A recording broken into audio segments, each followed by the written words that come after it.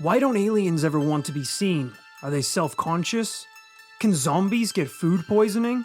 All of these questions you can find the answer to on this Paranormal Life! Hello everyone and welcome to This Paranormal Life, the comedy paranormal podcast where every week we investigate a brand new paranormal tale and come to the conclusion at the end of the podcast to decide once and for all if it truly is paranormal. Aliens, demons, ghosts. We've been running for over 4 years and we still don't know if any of them are paranormal. But it doesn't stop us from trying. We will shy away from no challenge. My name is Roy Powers, and across from me sits Kit Greer, my fellow paranormal investigator. Are you feeling confident today, Kit? I sure am. Born confident, born ready. What you got in store for me? I told you this was going to be a big case, and I told you to be prepared mentally and physically for this one. I've been doing 50 push-ups a day for the last week to get prepared. I hurt Nice. myself. I hurt myself pretty bad, actually. Oh, So I feel less prepared than I was last week. 50 push-ups a day isn't that really that many. Yeah, and I was push-ups. breaking it up into 10 sets of 3. 10 sets of 3 is also a really bad way to divide it up. I injured myself on the first down press of the first set of the first day. So you didn't even get one I push-up. did 0.5. Are you okay now? Do I look okay? Well, no. Well, I didn't know if the crutches were because of the push-up or something. Well, this is why we don't dilly-dally at the start of the podcast, all right? It was Boxing Day, 1980, at RAF Woodbridge, an airfield that served both the RAF and the United States Air Force, right on the edge of Rendlesham Forest. Even though it was Boxing Day, the men at the base were hard at work, because war doesn't take a holiday, so they don't either. Wow. At 2 a.m., Airman First Class John Burroughs was on security with his partner, which basically meant patrolling the perimeter of the base, keeping an eye on the woods. It was a thankless task, usually pretty uneventful, but tonight was going to be very different. While patrolling along the usual route, John's partner noticed something through the trees. It looked like a bright light in the distance. Whoa, did you see that? John nodded. He saw it all right. Of course, he wanted to go investigate the source, but he knew the right thing to do was to report it higher up the chain. After a second's hesitation, he beckoned his partner to the nearest post where they could contact a higher-ranking officer. Sir, we have an irregularity out here. Glancing back at the sky, John saw the light was still there. At that moment, a second pair of patrolmen came round the corner, confused to see that they'd managed to catch up with the team in front of them. One of them whispered to John's partner while they waited on the instructions from the commanding officer. Hey, what's going on here? John's partner pointed towards the forest, and the newcomers' mouths dropped as they too saw the odd glow. Yes, sir, right away. We got our orders, men. We're going into the woods to investigate. Wow. The now group of 4 prepared to go into the woods to find out the source of the light. But as they were U.S. soldiers on a U.S. base, they knew that as soon as they set foot off of the premises, they'd be out of U.S. jurisdiction, meaning they'd have to leave their weapons behind. Is that how it works? Apparently so, at least in 1980. Interesting. Damn. You can't just wander off your military base and then when a UK policeman is like, why do you have an M16? You say, Because Uncle Sam says so, dickhead. because war never sleeps. Freedom's in trouble, brother. You're in the frozen section of Tesco's. You have to put the M16 down. You're in a children's play park. War sleeps here. It definitely does. You don't hear that noise? It's an ice cream truck. You don't need a grenade. That's an insurgent's call to war. It's very much like the children at Hogwarts are not permitted to use spells once they go back to regular life on their summer holidays. That's right. Yeah. But I think they still do, right? I think you get in trouble though. Yeah, but you would though. I'm not going to do a semester at Hogwarts where I'm told I'm better than half of the Earth's population and that I can do magic and then go home from my wizard school and fold my This laundry. is you talking to Dumbledore. He's like, you're a first year. You don't have any say in this. I'll just kick you out. I'm not doing dishes ever again, Dumbledore. I'm not folding laundry. I'm not cooking food. I have spells and magic to do this shit Okay, for but me. I haven't taught you those spells yet, so you still need to come to school to learn them. Yeah. And is that something we'll be learning soon? Is No, that like because a you just semester? said you're going to break every rule at this school. So I guess I'll finish this semester Mm-hmm. real fast and pick up a couple things. Is that cool? Is there one for like money and shit? Are there spells for bitcoins? You booked Mr. Dumbledore? this time with me. You seem to not know whether you're coming or going to this school. Alright. Yes, you can stay at the school. You were already a student at the school. Okay. And when do I learn the spells? You're actually missing class right now Oh! about how to wash dishes using magic. So irresponsible using magic for everything. He's like, sorry, I'll get back to class right now. Enchants the chair below him that comes to life. Thinks it's a horse. Just so lazy. Yeah, it's similar. Once you go off Hogwarts premises, you're required to put down your wands because you're in Muggle territory now. Isn't this just like an American thing? I don't think other countries have bases in every nation on Earth quite the same way America do. Definitely not in the same numbers America do. I think other places have embassies, and America has headquarters, war headquarters, Just in case. just in case freedom's in trouble. Or in case mysterious lights show up in the forest at 2 a.m. on Boxing Day. And we can't trust the Brits to get to the bottom of that one, can we? They'll think it's beans on toast or something. They'll think a glowing light hovering in the forest at 2 a.m. is football. It's crisps, mate. Don't worry about it. So the men set off into the woods. The atmosphere was tense. The animals around them seemed unsettled. They walked in silence, watching and listening for any hint of the source of the mysterious light. Of course the animals are unsettled. They were settled, and then 6 GIs with machine guns started marching into their habitat. No machine guns. They are machine gunless. They are unarmed men. And they're tiptoeing in silence. This is a covert operation. You know, those little bunny rabbits and foxes shouldn't be scared at all. Something's going on.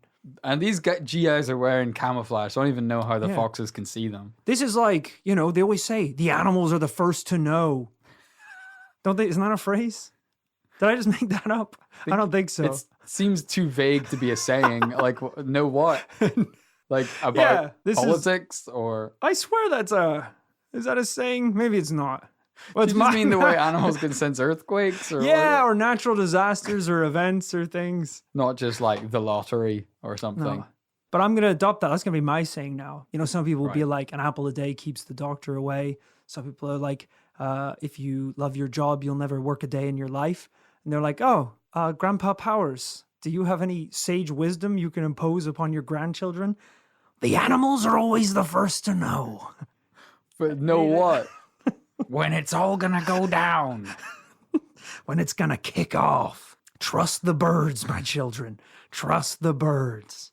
I'm the old man who doesn't have any grandkids of his own, so other grandkids have to come and visit me in the old folks' home. So they kept walking through the forest, searching for any hint of the source of the mysterious light. Then, a transmission blared from John's radio. All units be advised, there's been contact made with Heathrow Tower, and they've sighted an object over the base. The airmen's hearts were pounding. What does that mean? I don't know, but it's not good. As they advanced deeper into the forest, a faint blue glow began creeping through the trees. They bravely marched towards it, filled with dread. And of course, this is where things get really strange. John could just about make out an object ahead in the distance.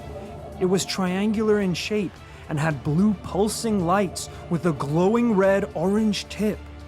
Whoa, this is not beans on toast. No, something is really up here. This isn't just car headlights coming through a forest. They're seeing some sort of object. As the 4 men approached the object, they began to feel heavy. Time itself seemed to have slowed down to half speed, and it felt like gravity had somehow gotten stronger. It was like a strange dream, and the closer they got to the object, the more intense it became. They struggled forward, and after what felt like an eternity, they made it to within a few meters of the metallic pyramid. Fair play for keeping going. I think as soon as time starts slowing down, Yeah. I'm going to start trying to get time to speed all the way back up Yeah. the opposite direction. If you're walking in any direction and gravity intensifies, turn the around. Go the opposite direction. Not enough that gravity disappears, but you need to be in that sweet spot where everything's normal. Yeah, you can't just assume that gravity is going to be all right again once you get to the giant glowing object. Exactly. It's just going to get worse, probably. But again, these are military men. These are men of war. They've been trained to run headfirst into danger. They got nothing to lose. Their first memories are landmines going off. They, when a normal person would see life, maybe, possibly from another planet, intelligent life, they see the enemy. They see Tango. They see an intruder on American UK soil. John was filled with adrenaline and marched towards the object with his hand outstretched. Looking closely, he could see the surface wasn't metal at all. It was shiny and perfectly smooth, like black glass. We are approaching unarmed, but not because we want to be. We had to leave our guns behind for legal reasons. If y'all come out here, we will beat the shit out of you. Either that or they just have to pretend like they all have weapons. Yeah. Come out with your hands up. We have got really, really big guns. Oh, yeah. Make some noises. Pew! No, don't fire. That sounds like a tiny gun. Come on. We're gonna fire some warning shots. That's good, Gary. Keep it going. We've also got some men on horseback. And we're calling for reinforcements. calling all reinforcements. No worries. Sending tons of reinforcements. Oh, you guys better run. We got a Gundam. Send in the Gundam. We got any kaiju back there? Sending tons of reinforcements. As if that's how the military would talk. You got it, Chief. Tons of reinforcements coming in. The craft didn't have any visible doors, openings, or even seams to mark where the different components had been bolted together. It was just smooth. Wow. Now, John had been in the Air Force for many years already by that point, and he'd seen his fair share of aircraft. But this was something unlike he'd ever laid eyes on before. When his fingers finally grazed against the marble-like material, it was rough to the touch. Ooh, interesting. Guys, get a load of this! It looks like glass, but it feels like sandpaper! But before the others had time to react, something inside the craft jolted. An array of blinking lights illuminated the scene, sending the animals of the forest berserk. They always know. The animals are the first to know! The humans are like, how did they know it was all about to kick off? It's like, because the jolting giant craft. They were just reading the cues. They're so intelligent. Yeah, basically a strobe light has descended on a peaceful forest. It's not that hard to tell. Although I'd love it if they were like, it's like the animals are always the first to know through their discreet, intuitive movements. And he turns around and just a bunny has hung itself on a tree. It buried itself alive inside its little hole. I think they're trying to warn us something's about to happen. A donkey jumps off a cliff. They're all just trying to die rather than be in the vicinity of this craft. You probably shouldn't be approaching it then. The men staggered back, shielding their eyes. The earth beneath them seemed to pulse as the craft powered up and left the ground. It began flying away, darting in every direction to avoid smashing into any of the trees as it went. Pretty intense story so far. I appreciate, I'm throwing you guys in the deep end here, but the truth is, it's all deep end. There is no kiddie pool in this story. It starts at 60 miles per hour and it ends at 70 miles per hour. We're learning to swim in the Mariana Trench, ladies and gentlemen.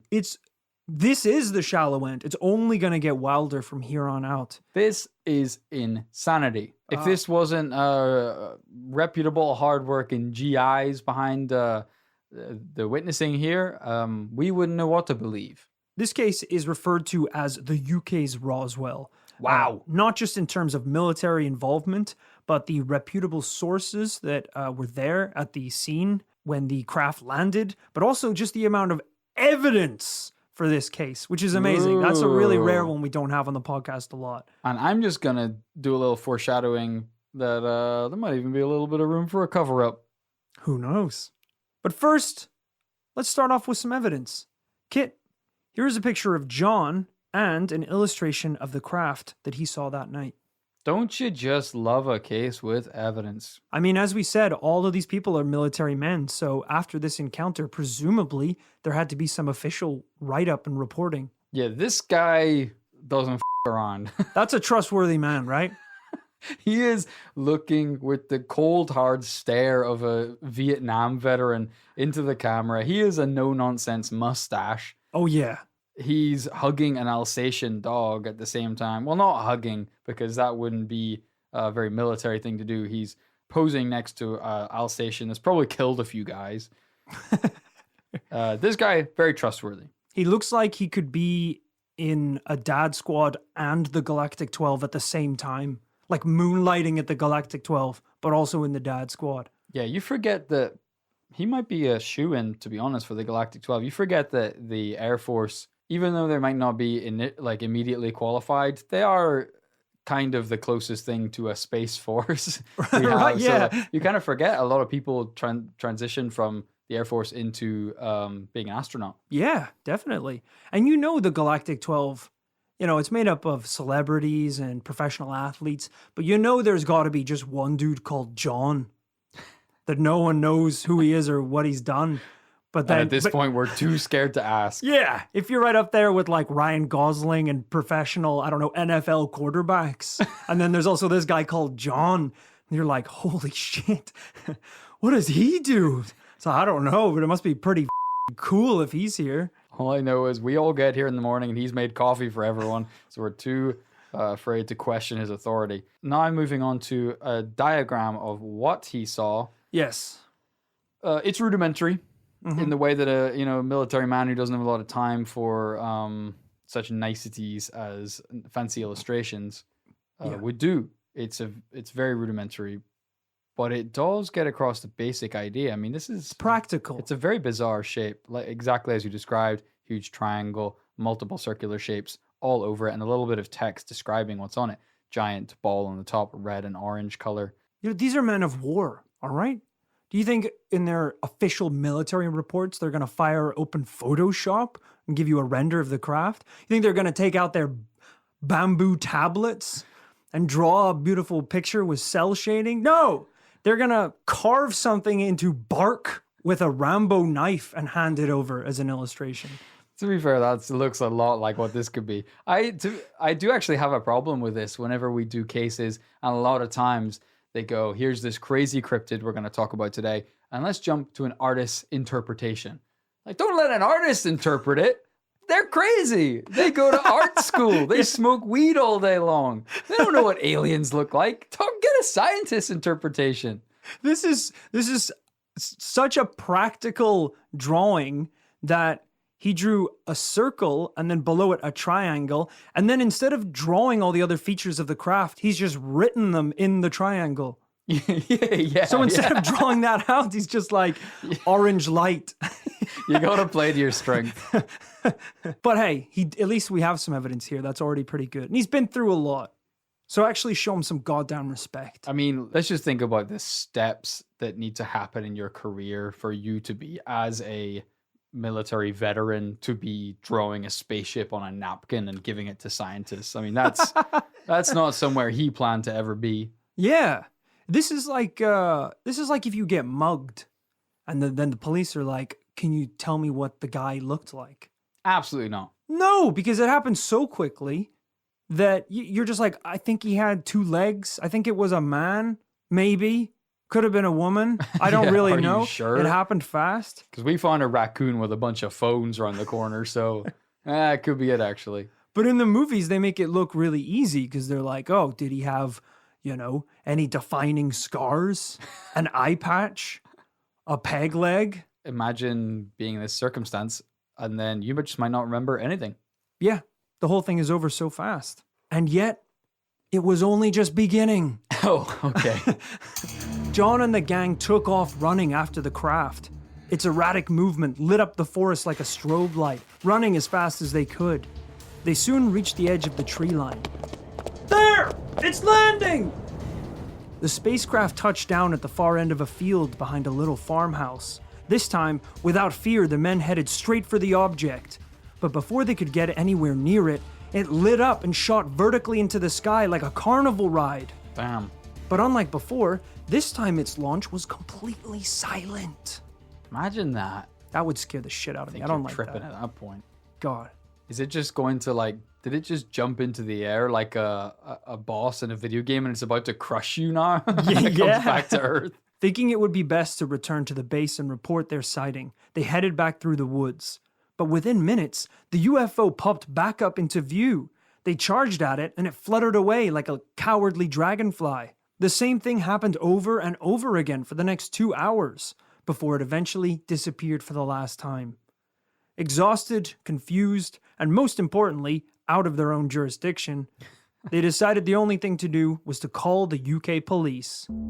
So, bear in mind, at 4 a.m. on Boxing Day, the UK police joined the men in the woods. Obviously incredibly skeptical. Yeah. I mean, there's a lighthouse on the coast, you know. They tend to shine the light pretty bright. Are you sure that's not what you saw? John and the gang are not having it. They're like, bro, we saw this thing take off into the night sky. It was buzzing about like a John bumblebee. grabs him by the scruff of his collar, hits him up against a tree. Listen to me, you son of a bitch.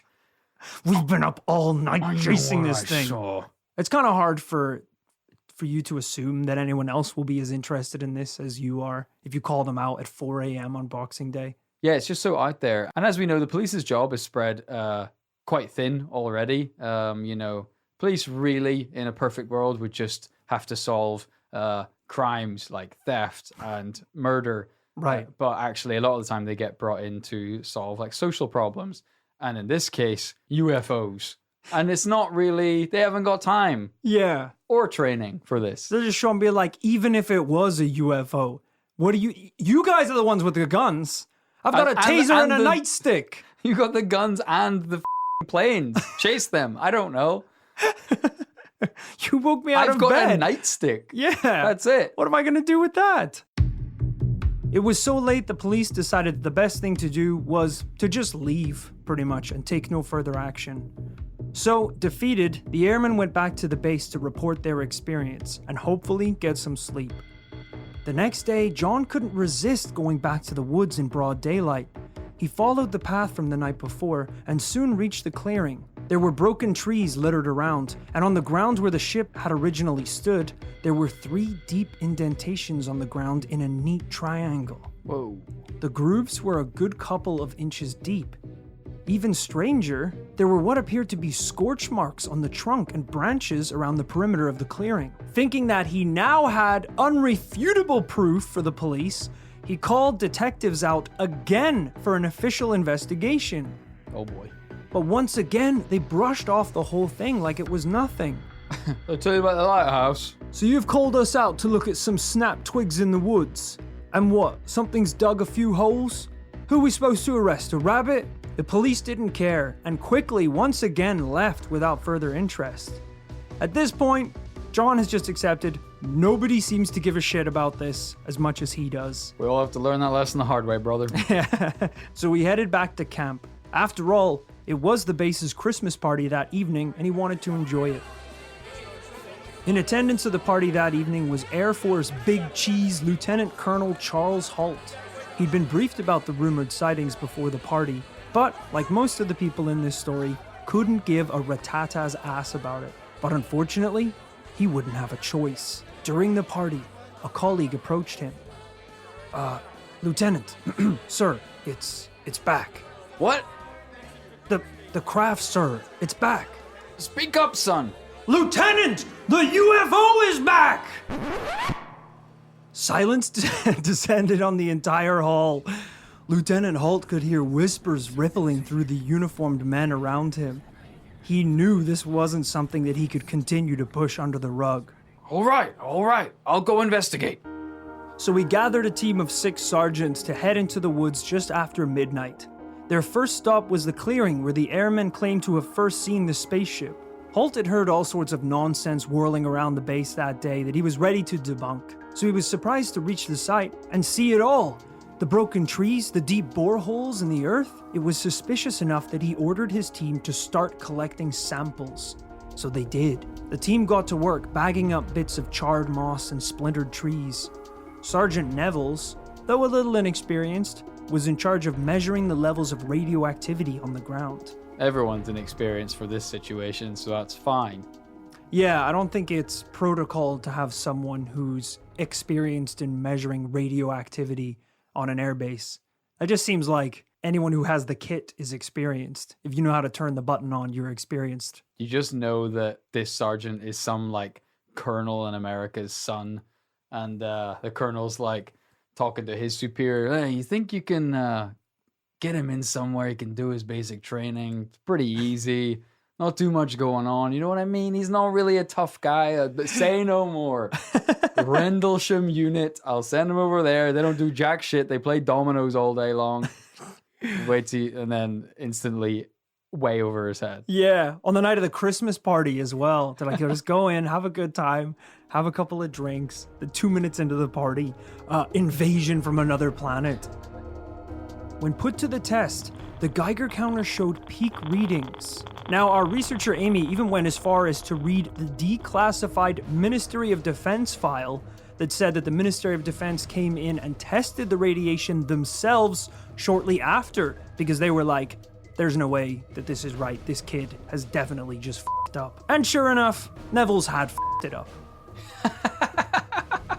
But that's because the readings were even higher than they originally thought. Holy! Some of the men on the scene even blame their health problems today on the exposure to the radiation. Good Lord. This is like, didn't that happen in Chernobyl? I don't know if that was just a TV show, where when the Russians were trying to cover up the radioactivity, they sent out people to measure the levels. And they said, yeah, it's 0.35 on the Geiger counter. Don't worry about it, guys. And then it turned out their Geiger counters only went to 0.35. The true level was thousands of times higher. As they're coming back to give the readings, they're just skeletons by the time they get to the end of the road. Yeah, I think everything's fine. I mean, are you guys blind too, or is it just me now? Wow, so people actually believe that they were radioactively poisoned by this. Which presumably has to be a decent amount of radiation. For a limited exposure time like that. It's not like they were living there, like just hanging out in that little patch for years. It'd be different if the colonel was like, all right, we need to test everything here. Neville's, eat that rock. Yeah. Billy, chomp that leaf. We got to make sure everything tastes normal. Yeah. Sure, that would probably give you radiation poisoning. But just being in the vicinity, being in this area, that's got to be pretty high. It's either that or there was something messed up in the Christmas fruit punch. Yeah. At this point, it's getting pretty damn hard for Holt to ignore all of the evidence. The radiation, the trees, the holes, the eyewitnesses. Something had been out there in the woods that night. And just as the men were scratching their heads for logical explanations, the men see a light in the sky. No. It was back again! F*** off. Now, it's Santa! It's absolutely Santa. He's arriving at the Christmas party in his shining sleigh craft made of sandpaper. Now here's why the case is so highly regarded in the UFO community. On top of all this evidence, there's a declassified audio recording taken by Lieutenant Holt documenting their sighting of the craft that night. How cool is that? We have an audio recording. We can actually listen to their reactions. This is sick. We very, very rarely get to experience this kind of evidence. Now, I will say the quality is kind of all over the place, but we'll sort through it. We'll go through a couple different bits and see what we can make out. I'd be disappointed if it wasn't. I mean, that's so much part of the ambience of investigating the paranormal. Like, I would be gutted, frankly, if we had crystal clear HD audio recordings.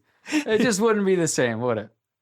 Yeah, it needs to be aged. And let me tell you, this is aged. Check this out.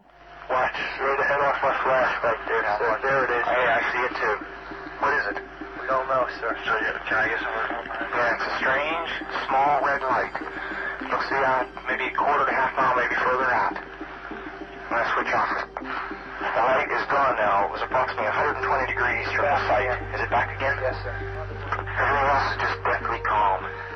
There is no doubt about it. There's some type of strange flashing red light ahead. It's yellow. I saw a yellow tinge in it, too. Weird. It appears to be maybe moving a little bit this way. It's brighter than it has been. Yellow. It's coming this way. It is definitely coming this way. Pieces of it are shooting off. There is no doubt about it. This is weird.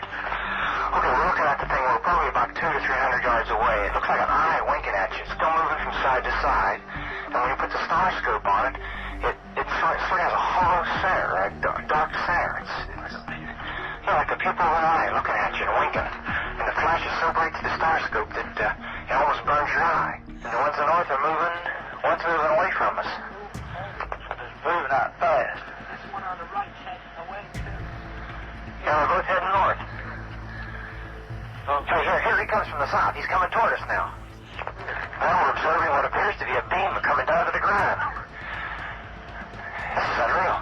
Pretty crazy stuff, right? Holy moly! I mean, We heard him. I was like, okay, well, this could be a couple different things. By the end, he's like, the tractor beam is descending towards the ground. yeah, I don't know how much people were able to get from that. So just a couple snippets from the recording that were said by Halt is pieces of it are shooting off. It's got a dark center that looks like an eye blinking. A beam is coming down to the ground. This is unreal. And this is the actual audio recording. So you have to, close your eyes and imagine them in the forest, witnessing this thing happening in front of them, trying to explain it in words. I mean, it's a miracle that he even had the foresight to start an audio recording of the experience. Totally. And it's so great because it corroborates with Neville, and you can also hear his voice. Yeah. So it's not just the first guy bullshitting you. Yeah, this wasn't just someone who, as you said, had had a bit too much moonshine at the Christmas party and stumbled out into the woods thinking that a lighthouse was a UFO. There's a whole group of people out here seeing the same thing. Now, thanking his lucky stars that he'd got all of this on tape, Halt took it to his superior officer the next morning. It was distributed through the high ranks, and the decision was made to send it to the British military, who did nothing. Absolutely nothing. Didn't care at all. Interesting. In fact, the entire event might have been completely forgotten about if the news of the world hadn't stumbled accidentally across a memo from Halt to the Ministry of Defense reading, "We have a sighting of some unusual lights in the sky. We have sent some armed troops to investigate. We are terming it as a UFO as present." This is weird. Obviously, once paranormal cases that we've investigated before, once they get into the hands of the government and the military, things start to, well, unfortunately, this one starts off with the military.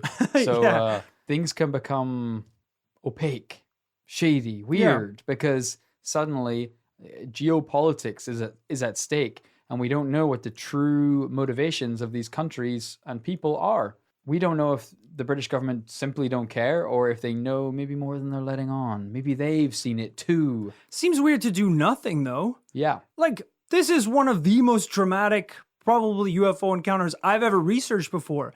And John and Holt are having to beg people to give a shit. It blows me away. Why? What is the base for?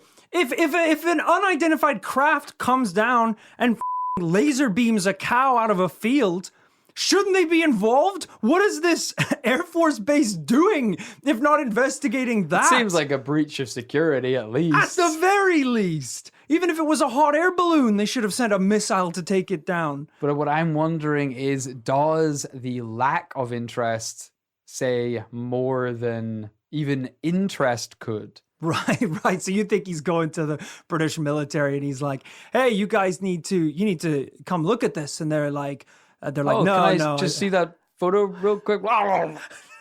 Did you just eat the photo? But even What photo? I would even respect that a little bit more because that's an action. Instead, now they're just like, oh, no, don't worry about it. It's like, really? You should probably, I said, don't worry about it. Let it go. The Queen strongly suggests that you let it go. It just seems strange because you have this like lower class guy who's begging people to take any interest. Nobody does. It isn't until the colonel is basically face to face with an alien gray that he believes it. And now no one will believe him. Yeah. They're just going to have to escort the president out into this field and give him radiation poisoning just so he will say that this is a UFO. I agree. It's unusual. It also throws up questions of, isn't it too perfect that this thing arrives at a US military base?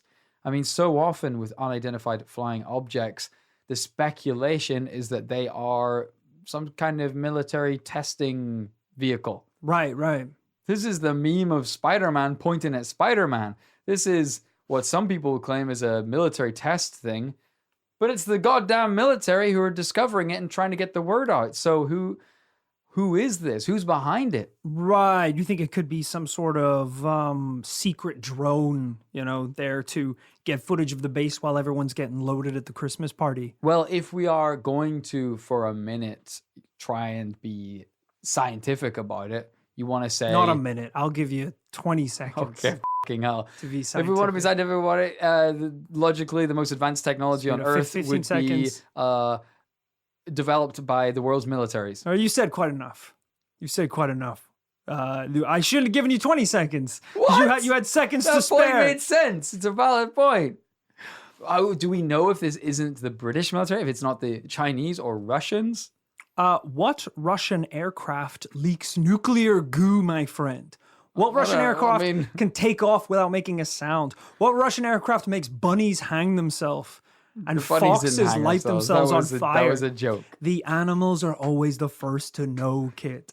Okay, well, why don't we go ask the animals? And I have it on good authority that night a horse shot itself. I have it on wood authority from the animals of Farthing Wood. Yeah, I think this thing is too weird. I mean, you're forgetting about John's first testimony about touching the craft, that it was smooth, like black glass, but felt like sandpaper. There were no seams. It was completely, blended all around. Weird triangle I agree. dome. It sounds like something far more advanced, clearly, than any technology we even have today, which is decades later. But I think it's just interesting. All right. If the military don't want to hear about it. Well, luckily, we still have a little bit to go. During the whole ordeal, over 15 people saw the craft during its visit, both military officers and civilians. Since the event in 1980, the story has only gotten crazier. Local forestry worker Vince Thurkettle said the morning after the sightings, he was approached by middle-aged men in suits, asking him questions about what he'd seen. In May of 2021, just this year, Holy. an anonymous witness came forward and claimed that he has photographs from the night. Jeez. Apparently, he was poaching in the woods at the time, which is why he didn't why he didn't want to come forward.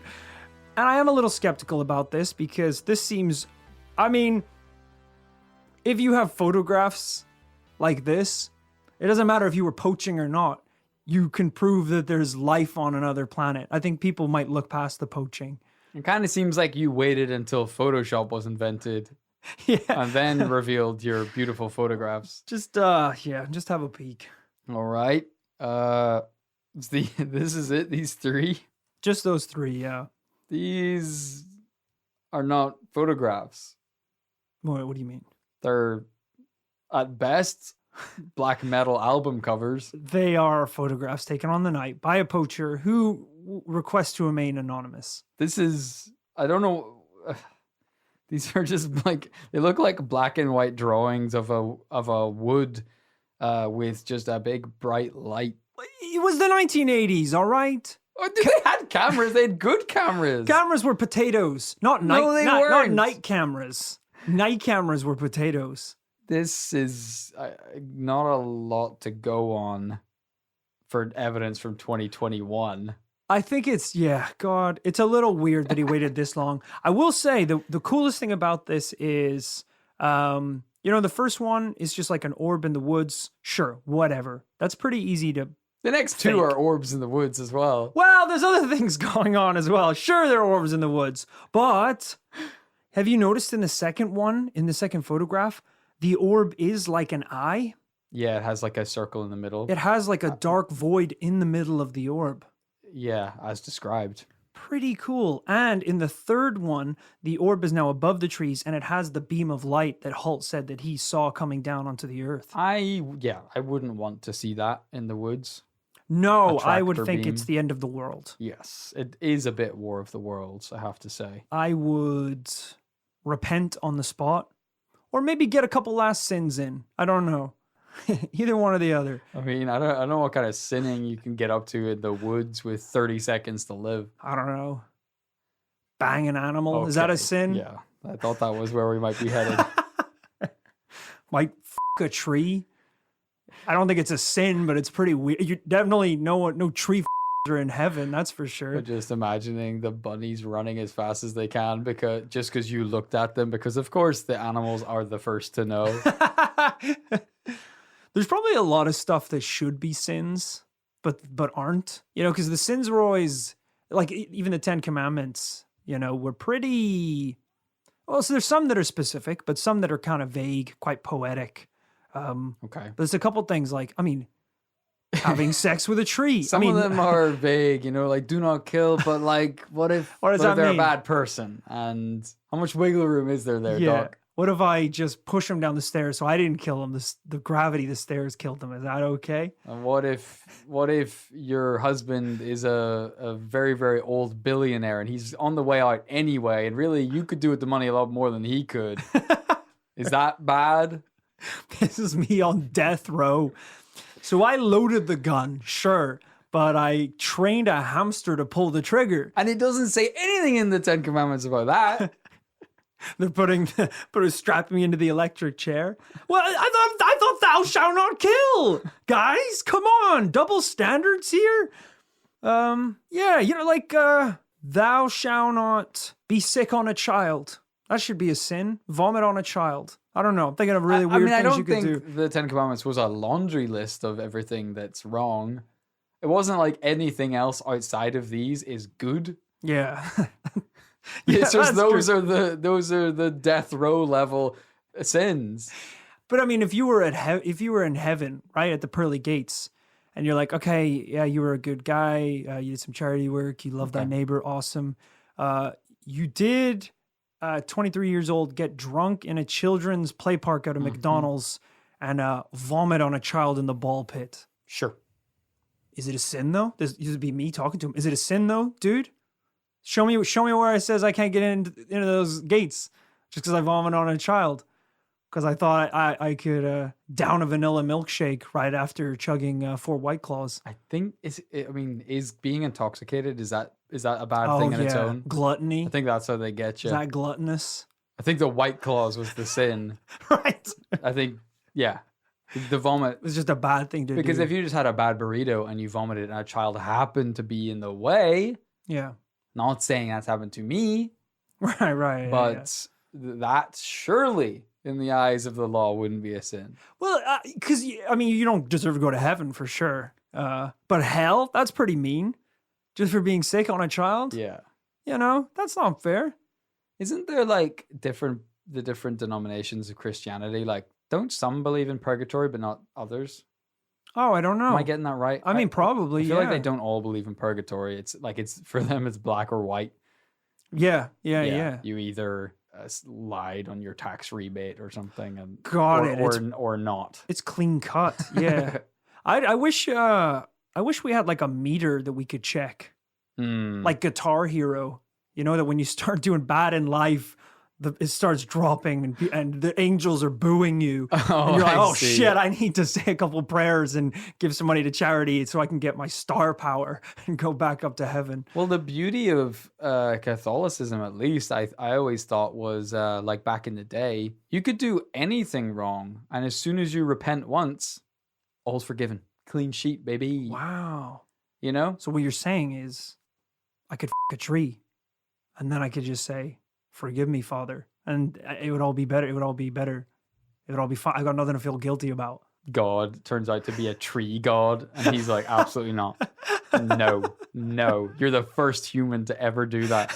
I didn't even think that would be a possibility, so I didn't put it in the 10 Commandments. Yeah, this is why. But I'm adding it now. There are 11. There's 11. So it's all Don't the f- ones trees. that don't f- trees. I can't believe I have to say that. Yeah, wow, that's pretty, wow, I should get into that one, because then you could just wipe the slate clean. That's like playing on Guitar Hero on easy mode. Yeah. No one's booing you, yeah. Wow. It's like playing bowling with the rails up. Yeah. Can't go wrong. Do as much bad shit as you want. You're just barreling down your life, bumping, sitting against the walls, and you still get a perfect strike at the end. All right. I don't remember how we got there, but don't have sex with trees. And if you do, admit the. I mean, it can't say be you're good sorry. anyway. It shouldn't have to tell you that. I don't know. You drill a hole somewhere. This is enough. Okay. Yeah. You drill a hole somewhere. Christ. But the most interesting additional piece of information in this case is that, believe it or not, this incident occurred just one day before the Cash Landrum encounter in Texas. Whoa, that's a weird, ambitious crossover event. Yeah, but one I felt the need to bring in because, if people don't know, I think the Cash Landrum UFO case was maybe even a two-parter Yeah. that we investigated. It was a huge case where people in America also saw a craft come descend on the Earth. It was shaped more like a diamond than a triangle. That's true. But most importantly, the people that were there that witnessed it got radiation poisoning. Mm-hmm. They got really bad radiation poisoning, and I think one of them even died. It's one of the most convincing UFO stories in all of American history, and I'm pretty sure we gave it a double yes at the end. So, I mean, if this thing is capable of intergalactic travel, is it so crazy to think it can fly around the Earth, you know, in the period of 24 hours, visiting different locations? Yeah, that's the least of his possibilities, to be honest. Yeah, right. Now, I will say, before we kind of wrap up and come to our conclusions, I know we don't go too deep into our logical explanations on this paranormal life, but there is one popular one that I feel like should be mentioned. There are claims that apparently the whole endeavor was a prank on the U.S. Air Force by the SAS. Apparently there had been some rivalry and pranking while at the base, but I don't know. Come on. This is a pretty elaborate prank, if that is what it turned out to be. You son of a bitch.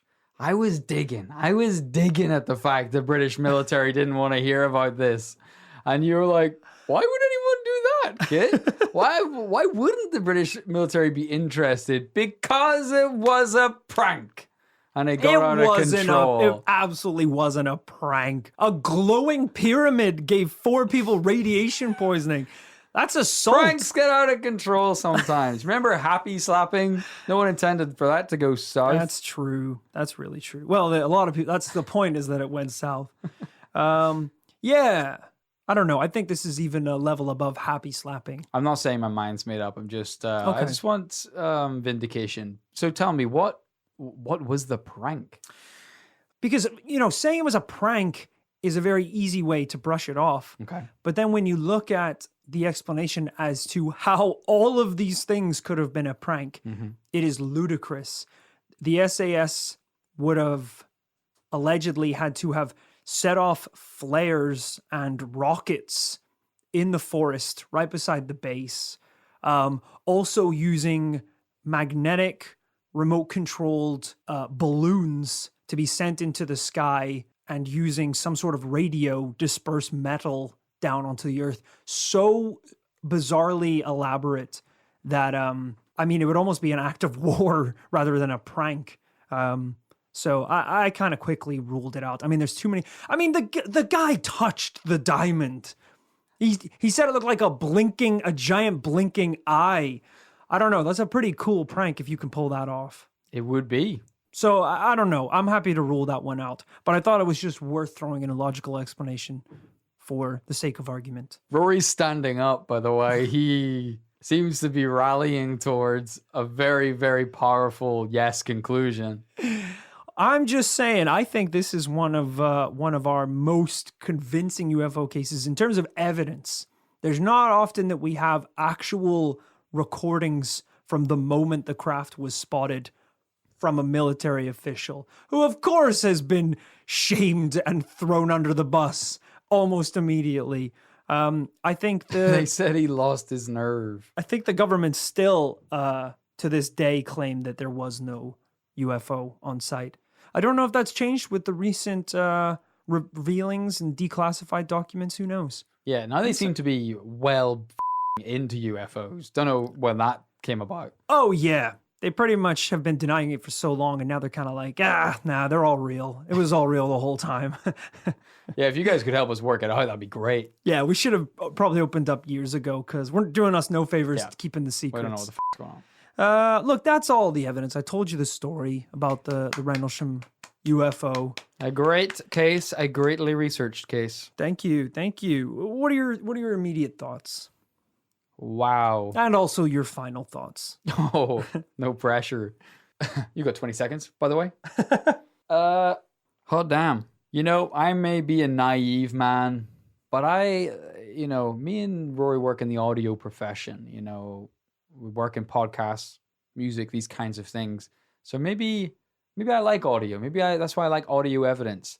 And even though we've seen audio evidence in the past, it could be fake, it could be duplicitous, it could be a hoax. There's something about that audio recording. I love to hear the fear in the person's voice experiencing the paranormal at that very moment. It just makes us feel like we're there. We can feel it, that it's real and visceral. And this actually happened to someone. It's not just a fun little, blog entry on someone's website about this case. This was someone's life. And, we use sound effects and music and storytelling to try and bring all these moments to life. But nothing is going to beat that. In a lot of these cases, people will retell the story years and years on, and maybe things change a little bit. Maybe, I don't know, maybe it was 30 feet, or I think it was a blue light, but now it was probably more purple. Because we have that recording, we get the descriptions literally as they're happening in front of these men. So it's maybe some of the most important evidence we've ever had on this podcast. And for that reason, it makes this case very, very compelling. I hope you appreciate. I've been busting your balls throughout only to try and get to the bottom of this one. It's just so bizarre. Yeah. But I have to say, looking at everything all together and hearing those firsthand testimonies, touching the object, the fact that multiple people have experienced it up front and close up with these other GIs, the fact that they experienced this radiation poisoning, I mean, that alone is a huge red flag and weird piece of evidence. Yeah. So I don't know if we come down to final conclusions. Should we make our decision on a countdown? We can do 1, 2, 3, and then say it. Let's go. All right. 3, 2, 1. Yes, baby! Oh, That is a double yes, folks. Look, we have never had a case like this before, with so many firsthand testimonies from military men, drawings of the craft, audio recordings of the craft, and radioactive evidence left behind. While there are some very weak plausible explanations, this thing is paranormal, folks. And there's no other way around it. I would definitely recommend people to do their own research into this case. While we did cover almost all of it today, it's just an interesting story to look into. And there's a lot of lore and a lot of amazing interviews even now taking place from some of the men who were there that night. It's good stuff. Yeah, it's not that long ago, which makes it all the more interesting. Yeah, the people, you can watch interviews with Lieutenant Holt, who has, he's a lot more composed now than he was in the audio recording. But he's like, it's not real. I saw one interview which was really sad because he was like, I think the interviewer was like, what was going through your head when you were seeing the object? And he was like, just that no one would ever believe me. And I was like, yeah, actually, if you did witness something like this, there is a part of you that's like, wow, this is incredible, but who can I turn to? My life's over. I'm not gonna be in the army anymore. My friends won't believe me, and it's pretty much over for me. You've been red pilled. Yeah, you're now part of an exclusive club of beings in this universe that knows that there's other beings on other planets. But no one else on your planet will believe you. I mean, it's a pretty lonely place to be. It is. Unless you listen to this podcast. There's actually a lot of us. And then you got It turns out. thousands, mighty nerds in our little caves. And we don't need evidence. We just believe from day one. Love is our evidence. So thank you so much for Amy Grisdale for researching that case. And thank you to Cami Toman for editing. Guys, we hope you enjoyed this investigation. Double yes, they are rare. If you listen to this podcast enough, you know how rare those cases are. But with a UFO case, especially one this convincing, you're going to get it. You're going to find it. And it's good to have that drought broken, because I think we had a while there with a lot of double no's.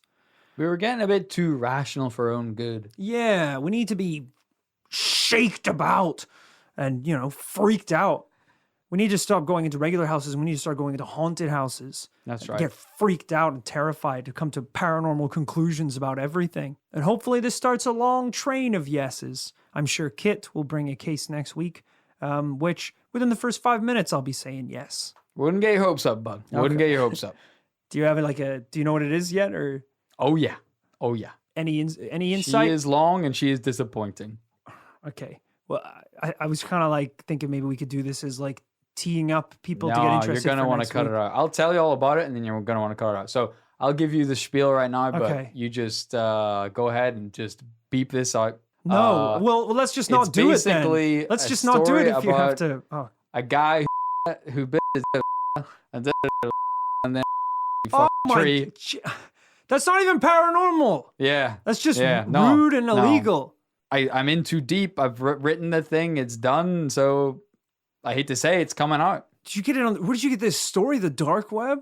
I actually did. Some of the things you said were just addresses to people's homes and how many family members they had. That's f***ed up. Why would you think that's the premise for a podcast? I just think shake things up. Tell me to shake things up and get get wild and get one. wacky and get dangerous and illegal. I think you said. I definitely didn't say 3 of those things. Your story, wacky, dangerous, so and illegal. It's okay when people get radioactively poisoned in your story, but when I do it, it's like messed up. In yours, it was, because you could put it in drinking water.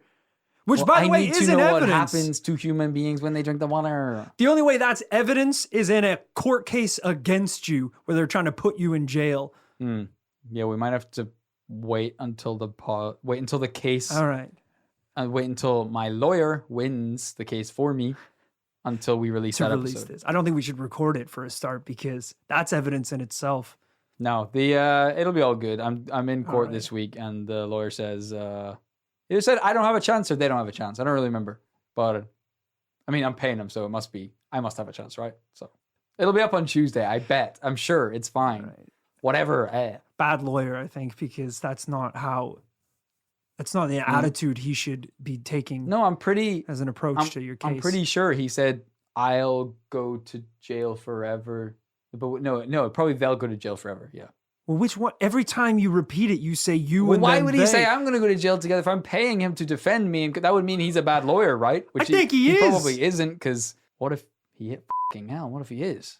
Okay, I'm just going to ask one question, and based on that, I'm going to make a decision. Where did you find the lawyer? Dark web. Okay. Is that an issue? You're a lawyer on the dark web. But he's not. That's a crime, I think. He's well known for defending the Serbian mafia in some landmark war crime cases. Okay.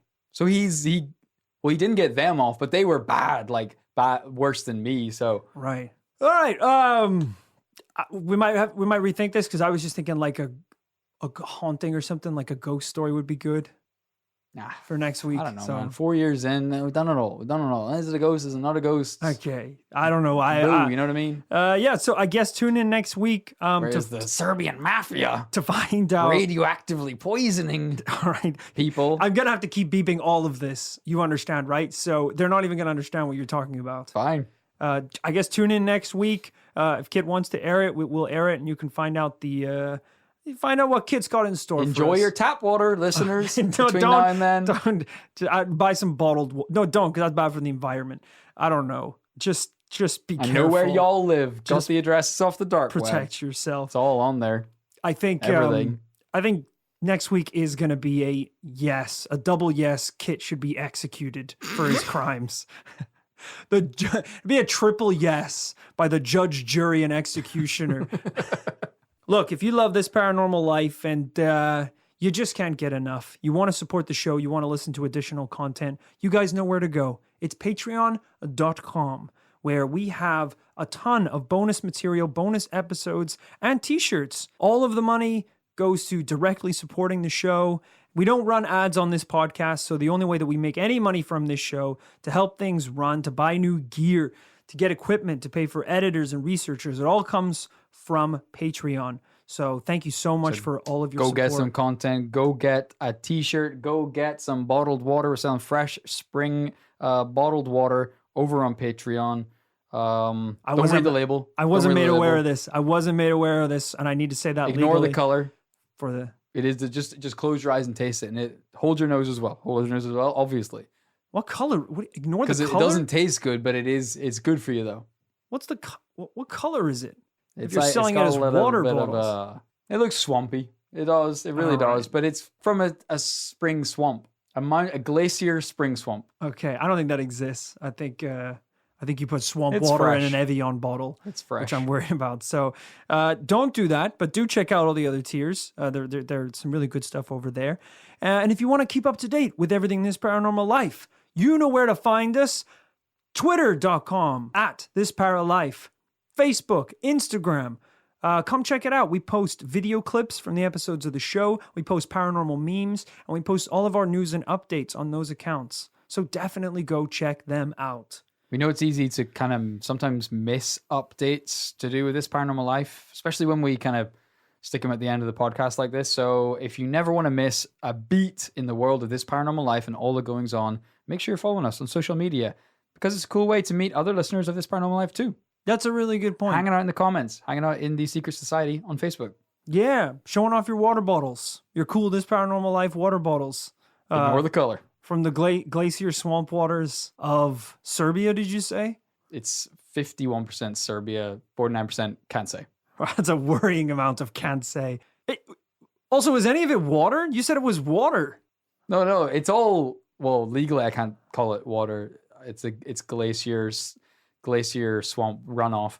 Legally, it's not water. Okay. Between me and you, it's refreshing as hell. All right. And who knows, that 49% could be water. We can't say. I mean, it's liquid. Yeah. Is that good enough? It shares a lot of the similar ingredients to Lombardy. So we'll leave it at that. I think that's safe to say. Whenever we're kids and you're drinking Powerade, did you ever question yourself, how much percentage water is this? What's the radioactive content? Is there swamp water in this? No, you just drank it because it looked great, tasted great. And was blue, nuclear blue. A little bad for you, sure. Yeah, you didn't need to know the ratio. And now everyone wants to know everything about everything they put in their bodies. There's a drink called Gatorade, Alligatorade, and you're coming at us for selling swamp water in a bottle? Joe, jog on. As I said, you can't now I'm it's not water. It's not swamp water. It's swamp runoff. But still, I don't know how you get swampier than a swamp. How is this even worse than regular swamp water? Swamp runoff? A lot of it's. Okay. Well, I think the less we say about the product, at this point, the better. If they hear that bit. Go check out everything we have on Patreon. The bottles may or may not be there. They could have been redacted by now. We don't know. The lawsuits are pending. Thank you so much for listening, and I hope you tune in next week to another episode of This Paranormal Life.